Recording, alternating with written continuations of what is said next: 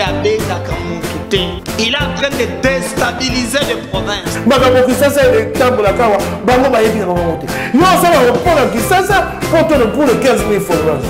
Le président Félix Antoine Tshisekedi a repris le projet de valider cette stratégie nationale.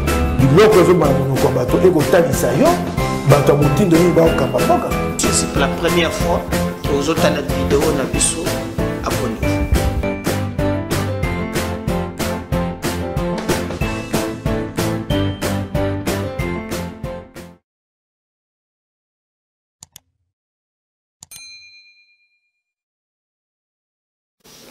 Vous allez belé, vous allez biso, merci na confiance na fidélité.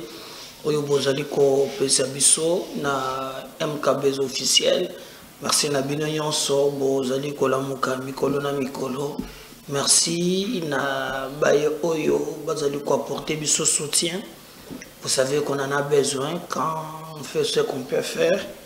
Vraiment, avec votre accompagnement, nous nous rassurons que makambo ezo kende très bien. Comment ne pas vous dire merci pour l'encouragement? Comment ne pas vous dire merci pour la memabiso musika? Bozali ebele. La pesi bande konanga bazana tongwa wana ahu.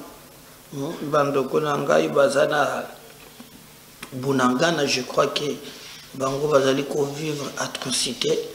D'ailleurs, on va saluer ce rapport balobi que le M23 a sentir que mes colonels commis mouké a commis koboma bas civil.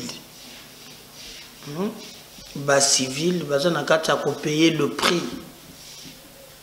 Donc ils allaient passer na mawa.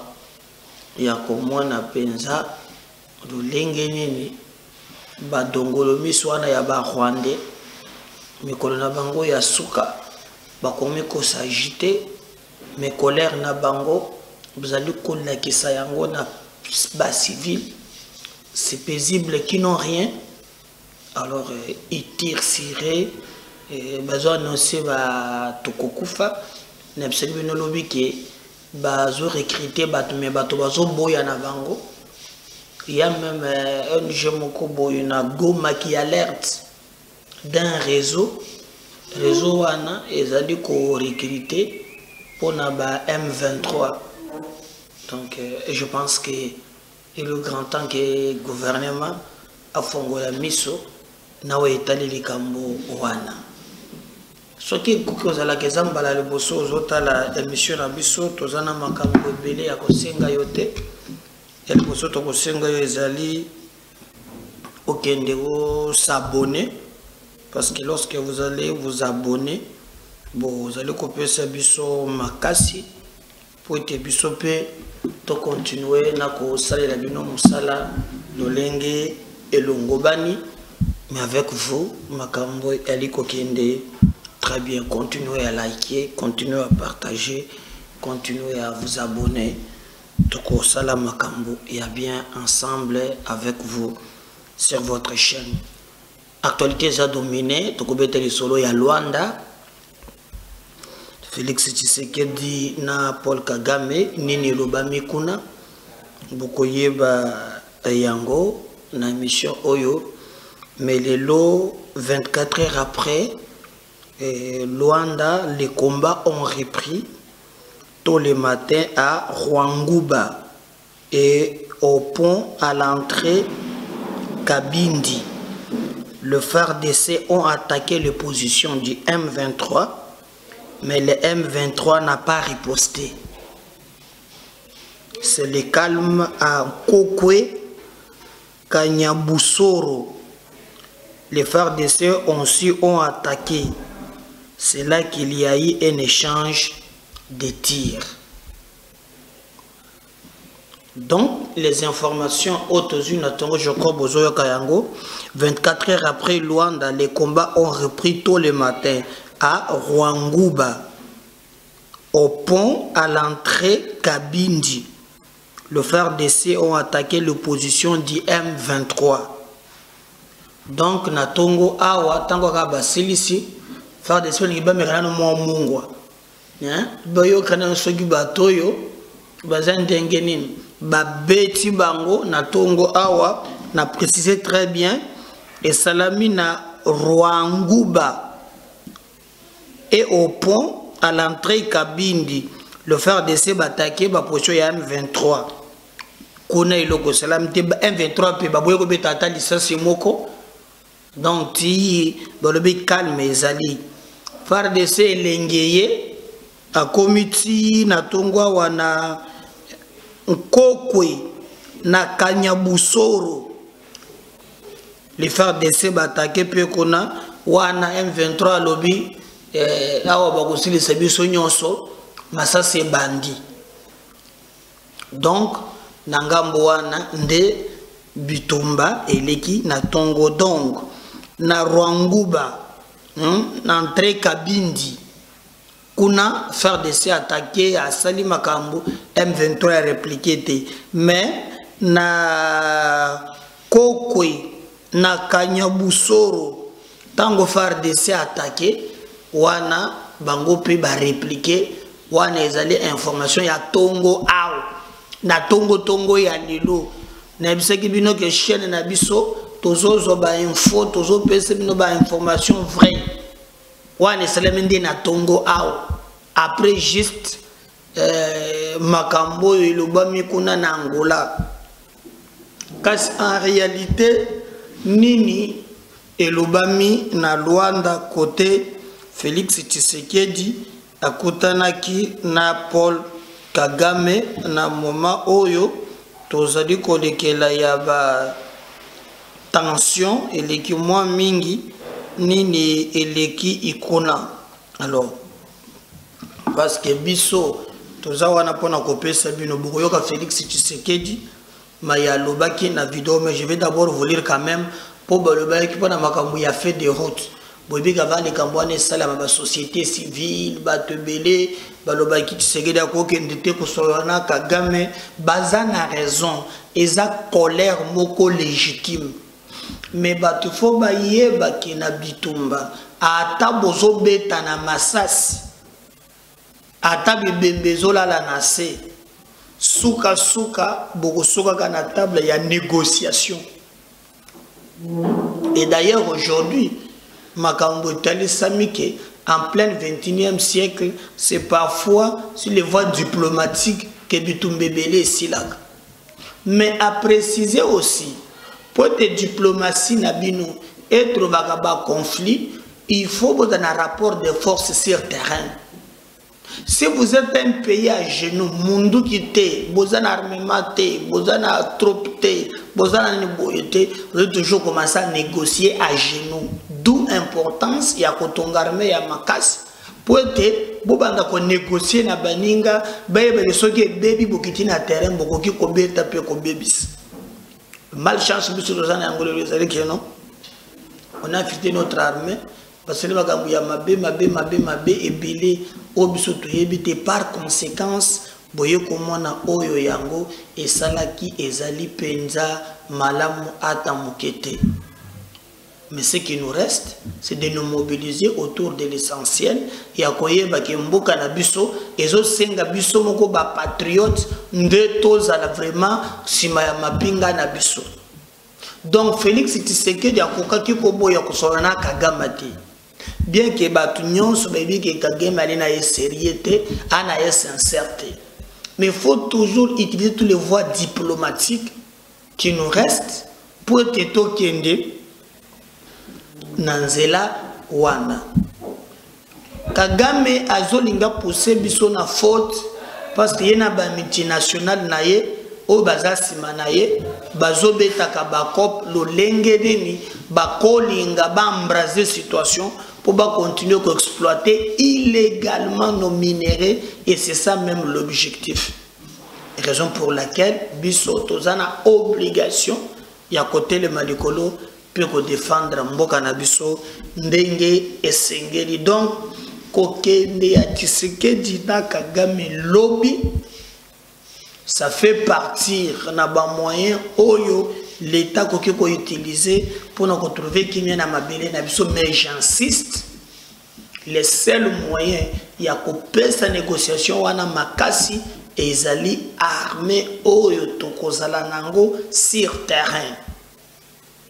Nde bomoni mingi mikolo oyo nazo pesa makasi na armée na biso na lobby soki bake négociation et que bazo négocier kuna ba yebi ke soki kaka mebi ke donc soki auto simbi na négociation te et que bato ba kiti na terrain et que la dégâts pour na mboka na ngai, je crois que à cause la d'office sincère, voyez, à cause directement sincère.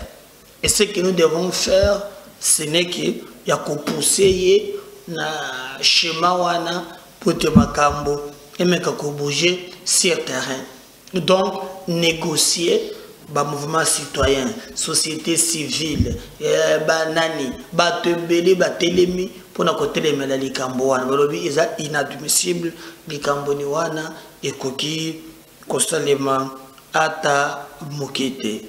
Alors, sikoyo, nini réellement, na beaucoup tani na bango lobi na Luanda, ba sololi, baloba nini ba point oyo ya minene oyo bango balobi ezali ba point nini.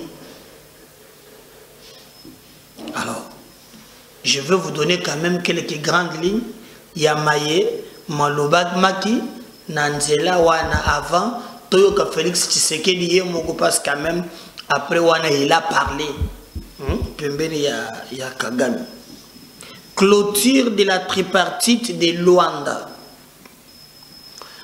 Le sommet de Luanda s'est achevé ce mercredi 6 juillet 2022 en début d'après-midi par un point de presse de 3 présidents.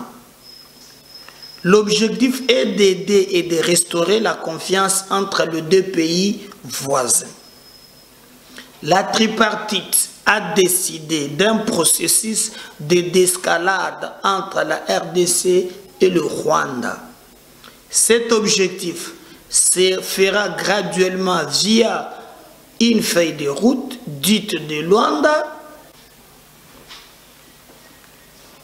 Cet objectif se fera graduellement via une feuille de route dite de Luanda, axée sur la relance de la commission mixte RDC-Rwanda qui ne s'était plus réunie depuis plusieurs années. Cette commission va tenir sa première rencontre le 12 juillet prochain à Luanda, en Angola. Le feuille de route stipule notamment une volonté de normalisation des relations diplomatiques entre Kinshasa et Kigali. Elle prévoit aussi la cessation immédiate des hostilités et le retrait immédiat et sans condition du M23 de ses positions en RDC. On note également que la feuille de route stipule le retour dans leur pays d'origine des réfugiés et aussi le texte précise que toute exploitation des ressources naturelles dans la région doit se faire dans le strict respect de la souveraineté des États. Alors, Wana ezali maye ma lubami vraiment nangambo Wana. Alors, je vais un peu dans mes kako limbola mamuke. Basololi, balobi c'est du processus moko. Il y a des escalades, tension équitable, harmonisation et zonga entre Kigali na Kinshasa. On est diplomatique. Mais c'est que au moins, na koke koloba ke Félix Tshisekedi fermeté na ye d'une manière partielle. Parce que jusqu'à présent, nous, tous les retombées. Le fait d'inscrire le M23 n'a pas de discussion nango. Que Senga peut que le M23 et se retirer sans condition ezali kondimisa maintenant thèse oyo Kagame abandaki ko sala nango black, c'est qu'aujourd'hui le monde entier comprendra que non, Kagame est venu nous agresser. Donc quand basali point de presse one et que balobeli makambo wana, c'est que elakisi clairement ezali M23 mouvement ya Kagame. Sur ce point là, tokoki koloba que moi implice Isalam, parce qu'aujourd'hui na communiqué na nyonso elakisi que Tshisekedi a pour faire porter oyo Kagame niyaki partout. Et d'ailleurs Kagame a tombé, il est allé tomber biloko qui n'a pas compris. On lui a poussé qu'à défendre M23.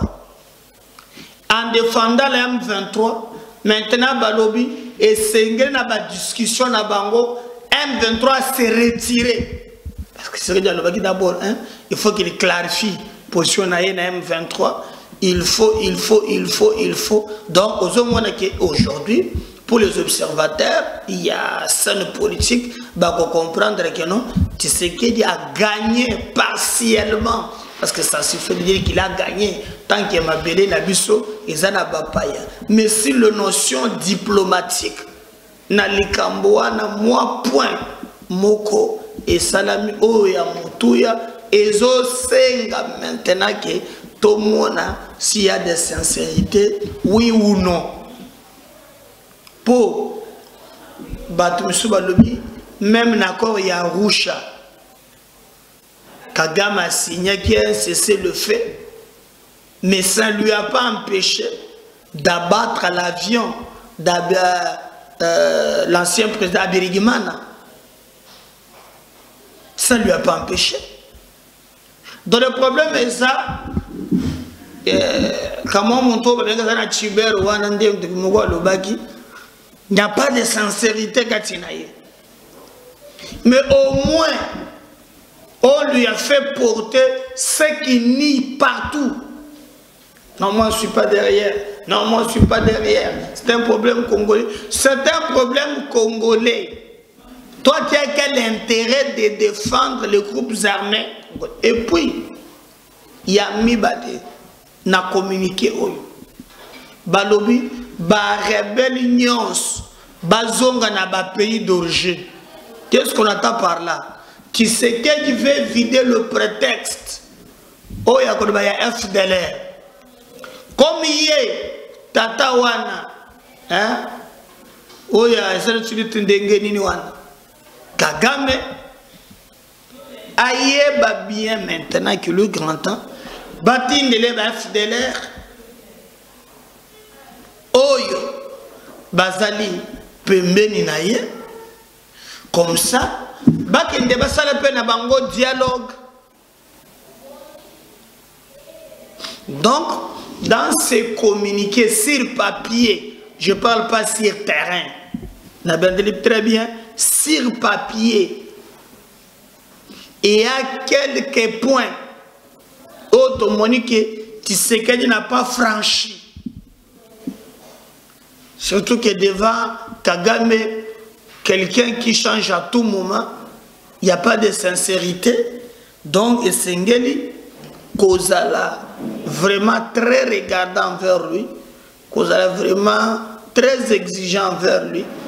Pour être makambo et banakotambola ndenge et longo ubani. Donc, va très bien que non, ce qui se fait lobby sur papier, en tout cas RDC, est quand même quelques avantages sur le plan diplomatique. Kagame reconnaît maintenant que c'est lui le patron de M23. Il a même plaidé pour Nabango et au contexte de non, Makamunos va retirer M23 Nini Nabango sans condition. Et lui a voulu porter Yango pour nous ce que non, c'est lui-même le vrai patron, il y a M23 et qu'il était obligé, il y a Koluka par tous les moyens, qu'on défendre Yango, Koluka par tous les moyens, à la Tessango Nzoto, mais Nala Luanda et se faire montrer qu'il y a des véritables patrons, il y a M23. Et nous pouvons dire, ok, comme maintenant c'est acté, bon, est-ce qu'il faut compter avec la communauté internationale? Je dis non. Tout ce que Kagame fait, il ne le fait jamais seul. Bon, mon binomoko, dernière rencontre, on a vu son conseil de sécurité. Au moment où Bisso, Tozo Zela, to gagné, pour te battre Bisso, accès Tozo Minduki, vous avez vu même attitude, Oyo, ba Memi, et pas y a ba français, avec ce qu'on appelle la communauté internationale. Donc, et puis si vraiment mon boulot est à Kosakanate, et ce qui montre que non, en entrant dans un embargo, mais Bango Kuna, Bazali, armée Rwanda, et on ne peut pas compter sur Bango. Qu'est-ce qui nous reste? C'est de nous construire la force à l'interne, l'armée Nabiso, cohésion. Motomoka bisinga, ce qui m'a camboisa. Il y a Bambongo Chilombo, ce qui est 23 et côté au comité à l'ensemble. Yo, ça a maillé l'été depuis Naïeba. Okoya maillé la table mon côté. Donc, on doit maintenant maillé l'été. Et ici, le pays est attaqué. Pour que ce Chilombo côté mon Congo libéla. Ou bien Magamutulo Bozo Bundango le Muntoyena Yango. Ou bien c'est la continuité de l'État. Et ça vraiment Makamboya Sonina Mawa. On ne peut pas être comme ça et continuer à c'est pas correct. C'est pas correct. Nous devons commencer à travailler. Nous travaillons vraiment dans un sens où Makambo et Sengeli et Tambola correctement et que Moko na Moko Nangambo nae ayeba pour trouver des éléments où ils allaient dignes pour te Makambo ezala très bien. Batono parce que le Congo est plus important que nyonso oyo biso tokoki kozala na yango ya mutuya et tozala sima ya mboka et non sima ya bato. Et d'ailleurs tango bakomi kuna, moi je vais vous laisser Bolanda Félix Tshisekedi maye oye alobi bande konanga parce qu'il a parlé ba ndeko na biso bazana régie, je crois Dodi a travaillé mingi a bondi a Zwelibino boyoka na monoko ya Félix Tshisekedi makambo atelemaki Kagame azalaki pembeni wana azoyoka ye tango Kagame azoyoka ye, mais il a dit des choses oyo sengeli boyoka yango Félix Tshisekedi sans parler les dos de la cuillère ameki ozala mena insister nyonso oyo basali soki kaka na biso sur terrain force de frappe ezate tokosala na biso rien. Kagame akoyoka na yete, Kagame abangaka ayokaka munduki omoni. Et d'ailleurs na koyebisa bino ki soki tobtenir kaka aspect wana makambo nyonso kotambola automatiquement. Félix Tshisekedi a parlé bazalaki na Luanda lobby en présence ya Lorenzo et na tata oya muke mulai ya Zolo Mulai. Alors ensuite Tshisekedi, on va revenir juste après. Voilà, je crois. Luanda, capitale de la République d'Angola, accueille ce mercredi 6 juillet une tripartite RDC-Angola-Rwanda sous la médiation du président angolais Joao Lourenço, président en exercice de la CIRGL, conférence internationale sur la région des Grands Lacs. Le chef de l'État Félix Antoine Tshisekedi Tshilombo est arrivé en début de soirée dans la capitale angolaise, accueilli sur le tarmac par un comité restreint composée des officiels des deux pays.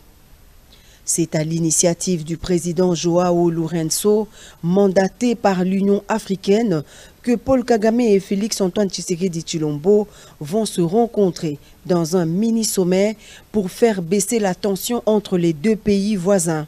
Il s'agit donc d'une démarche de tentative d'apaisement diplomatique suite au regain de violence à l'est de la RDC dû aux attaques du M23 soutenues par le Rwanda. Cependant, il est à noter que la République démocratique du Congo ne se trouve en aucune manière dans une logique de négociation avec le groupe terroriste M23, mais il s'agit plutôt d'une démarche sous-régionale enclenchée par l'Union africaine. La dernière visite du président Tshisekedi le 14 juin dernier à Luanda s'inscrivait dans le même cadre, d'autant plus que le chef de l'État congolais a toujours mené en parallèle l'approche diplomatique et la défense du territoire par les FARDC. Ce sommet prévoit 2 bilatérales entre Lourenço Tshisekedi et Lourenço Kagame, suivi d'une tripartite entre les 3 chefs d'État ce mercredi 6 juillet. Le président de la République Félix-Antoine Tshisekedi Tshilombo est accompagné du vice-premier ministre, ministre des Affaires étrangères Christophe Lutundula et de son mandataire spécial, le professeur Serge Tshibangou, ainsi que d'une équipe restreinte des collaborateurs. Une rencontre décisive qui devrait marquer un tournant dans le cycle infernal de violence qui meurtrit les populations de l'Est de la République démocratique du Congo. La tripartite de Luanda sur la situation sécuritaire à l'Est de la RDC s'est terminée ce mercredi soir par l'établissement d'une feuille de route sur le processus de pacification de la région Est de la RDC. Tout commence par une rencontre à 3 entre les présidents Joao Lourenço, Félix-Antoine Tshisekedi Tshilombo et Paul Kagame. Pas de communiqué final, mais un point de presse commun des 3 présidents et une volonté commune affichée de faire baisser la tension entre les deux voisins. L'objectif central étant de restaurer la confiance perdue entre Kinshasa et Kigali par l'instauration d'un dialogue et d'une concertation permanente établie sous l'égide de la CIRGL et du processus de Nairobi dans le cadre de la Communauté d'Afrique de l'Est. Concrètement, cela se fera graduellement via l'application de la feuille de route qui permettra au final, si chacun respecte vraiment ses engagements, de réchauffer les relations politiques, diplomatiques et économiques entre le Rwanda et la République démocratique du Congo. Ce que je peux dire à propos du contenu de la réunion de ce jour est que de part et d'autre, il y a eu en tout cas l'intention manifeste d'avancer et de mettre fin à cette crise. Comme l'a dit le président Lourenço, il s'agit de rétablir la confiance entre nos deux pays et surtout nos deux peuples.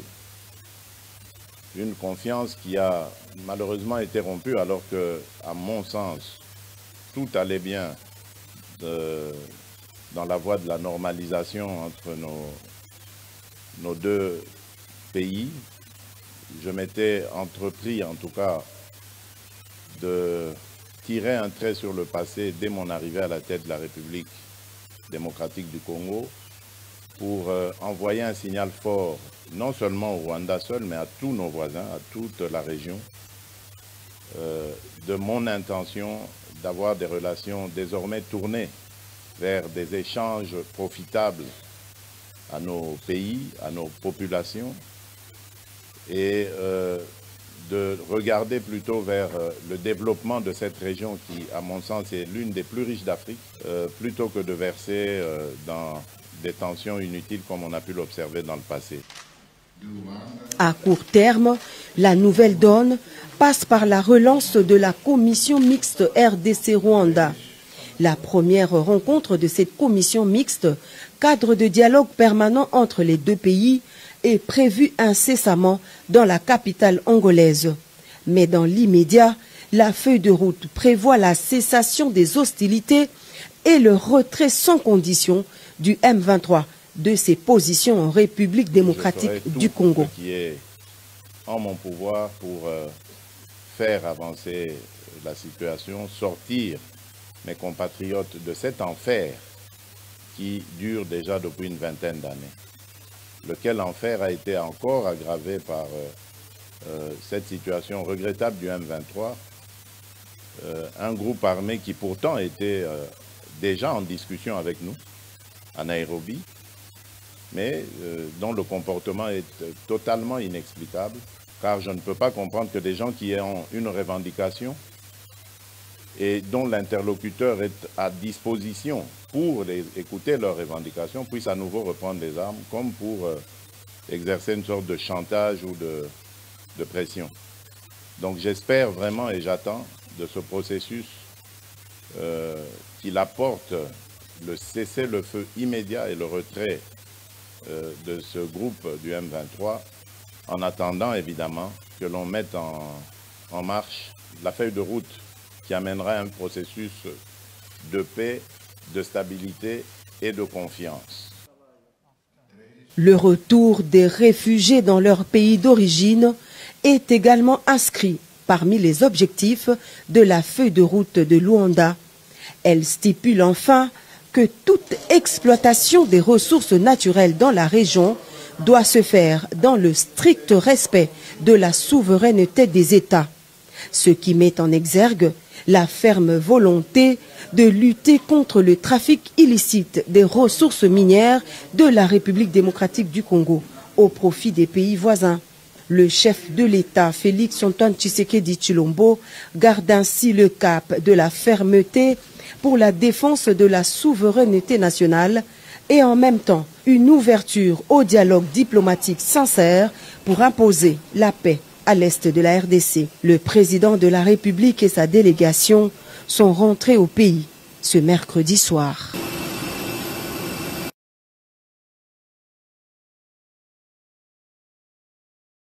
Kewana Bolande Zali et Félix Tshisekedi, président de la République démocratique du Congo, Boyoke Manso yé à lobby, mais na feuille de route na bango balobi et silika kate pour bakokuta na lisusu na mikolo ya pour te makambo ekende et très bien. Qui dit vrai, population zozela Aïeba, mais na bandeli lisusu, rien ne peut se faire sans nos forces armées.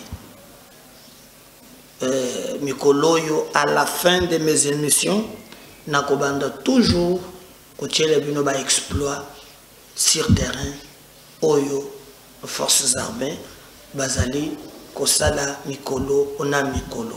Et bino pe place bozali, dans Sengibino, pour accompagner notre armée, pour apporter réussite à l'armée Nabiso, parce que c'est ensemble, main dans la main, de Tokolunga Munguna, Kombo Rwanda, Kombo Kagame, Messimaya Kagame, ba multinational, Batondi, et nous devons faire par tous les moyens pour être vraiment Makambui Kinde Kitoko.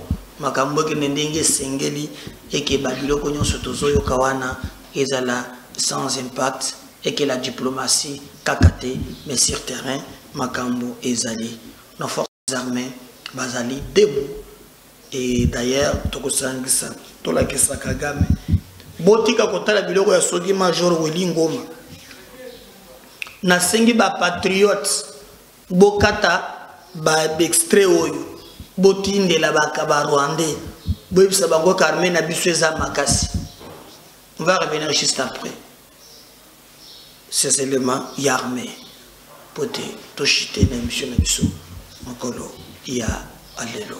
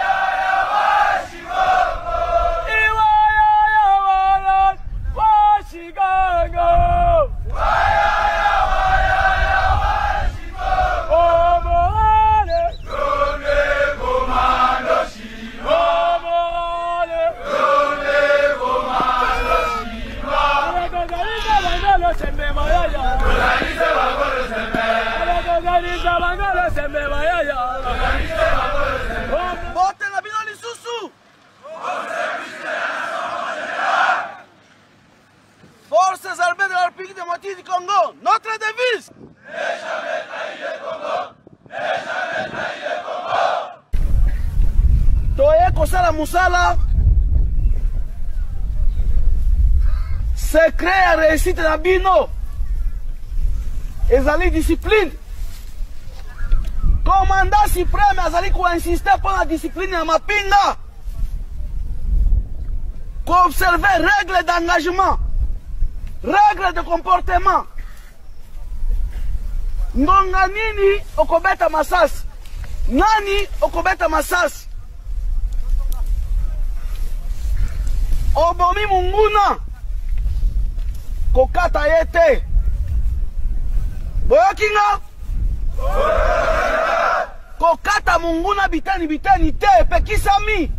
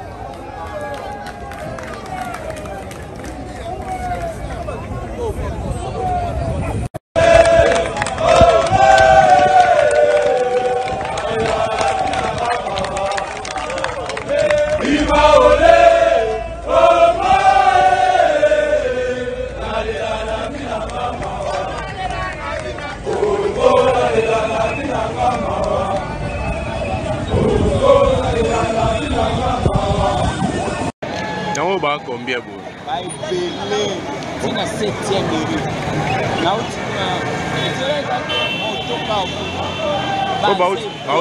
Formation.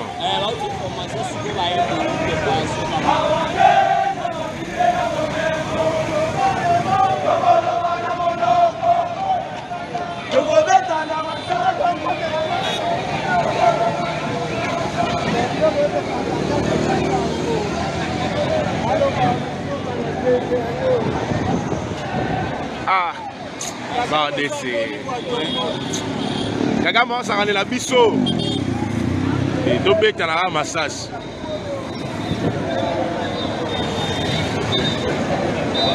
Et puis on a la majorité bah nouvelle unité.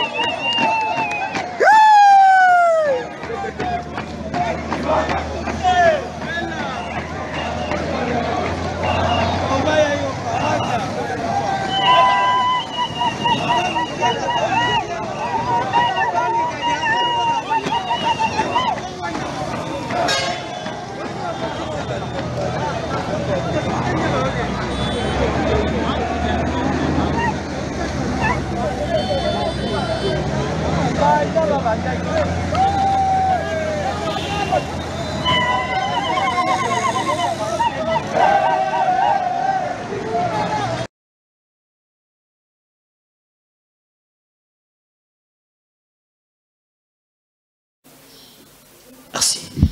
Ceux qui sont allés pour la première fois, en tout cas, au s'abonner, au partager, au liker, au commenter. Parce que si le Seigneur ne revenait pas, surtout qu'au Zonga, numéro deuxième. À tout à l'heure, merci. Bye.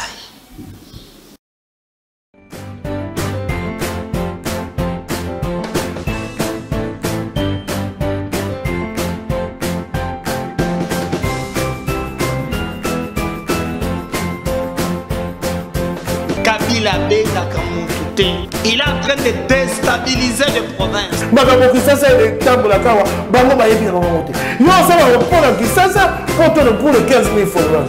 Le président Félix Antoine Tshisekedi a repris le projet de valider cette stratégie nationale.